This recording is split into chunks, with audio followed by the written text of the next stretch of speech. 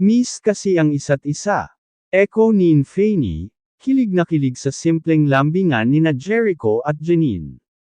Mukhang hindi kayang tiisin nina Jericho Rosales at Janine Gutierrez ang matagalang pagkakawali sa isa't isa.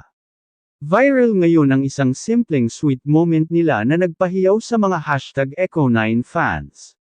Jericho at Janine, nagpakilig na naman.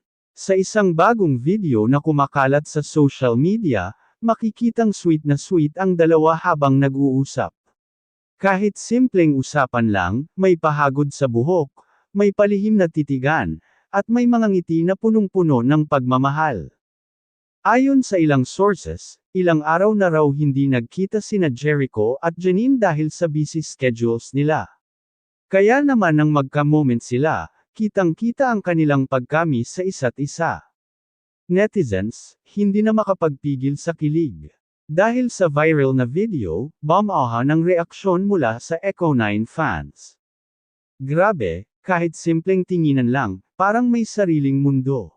Yung lambingan nila hindi pilit. Totoong totoo. Sila na talaga. Pakasal na agad. Janine, nahuli sa isang kilig comment. Sa isang interview kamakailan, tinanong si Janine kung paano nila hinahandle ni Jericho ang pagiging busy nila. Ang sagot niya, kapag gusto, may paraan. Haha, nako, Janine, parang sinelyuhan mo na ang Echo9 love story. Echo9, lalong lumalakas. Walang duda na mas dama-dami ang supporters ng rumored couple na ito. Mas marami ang naniniwala na seryoso na ang relasyon nila at hindi lang ito basta simpleng kilig.